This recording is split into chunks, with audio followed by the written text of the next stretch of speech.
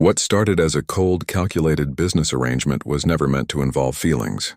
For 7 months, he paid his maid to pretend to be his wife, a carefully designed illusion to protect his public image and secure a high-stakes business deal that depended on appearing stable, respectable, and family-oriented. In his world, perception was everything.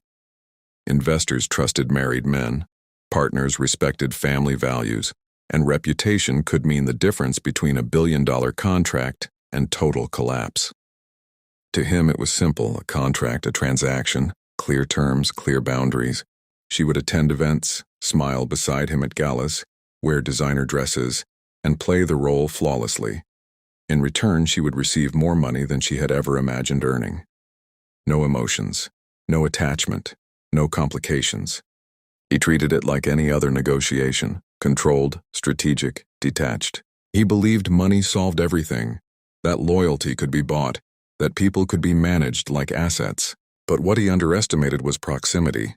7 months under the same roof, shared dinners for the cameras, late-night conversations rehearsing their love story, stolen glances that felt too real. Slowly, the lines began to blur. The woman he thought he had hired as part of a living under the same roof changed everything in ways neither of them had anticipated. What was supposed to be a strictly professional arrangement began to feel dangerously personal. At first, he kept his distance, polite but cold, respectful but guarded. He reminded himself daily that this was temporary, controlled, and carefully scripted, but she was nothing like he expected. Her loyalty wasn't forced, it was natural. She remembered the smallest details about his schedule, his preferences, even the way he liked his coffee after a stressful meeting. When business pressures weighed heavily on him, she offered quiet support without asking for anything in return. There was no greed in her eyes, no manipulation in her words, just steady kindness. Her quiet strength unsettled him the most. She carried herself with dignity, even when others looked down on her. She never overstepped boundaries, yet she never allowed herself to be disrespected. Slowly, his arrogance began to crack. The walls he had built over years of power and control started to weaken. The rehearsed smiles at public events became genuine laughter behind closed doors. Scripted conversations turned into late-night talks about dreams, fears, and regrets. The space between pretend and real grew thinner each day. And before either of them realized it, the arrangement that was built on money and control had transformed into something neither contract nor logic could contain, something fragile, powerful, and undeniably real. Just when he believed he had regained control, when he thought the emotions were manageable and the situation was still his to command, the truth surfaced.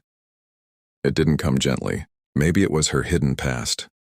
A truth she had kept buried out of necessity, not deceit.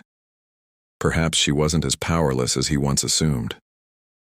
Perhaps she had a history far more complex than the uniform she wore every morning.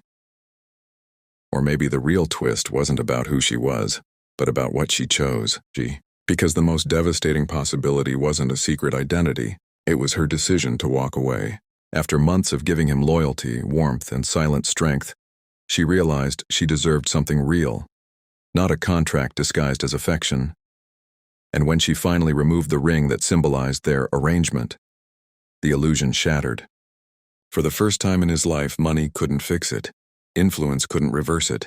Control couldn't contain it. The man who built empires with confidence now stood face to face with vulnerability. The arrogance that once defined him felt hollow. He wasn't losing an employee. He wasn't losing a deal. He was losing the one person who had quietly become his home.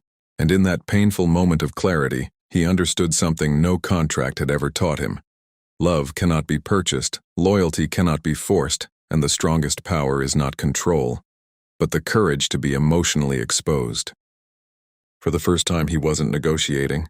He was pleading.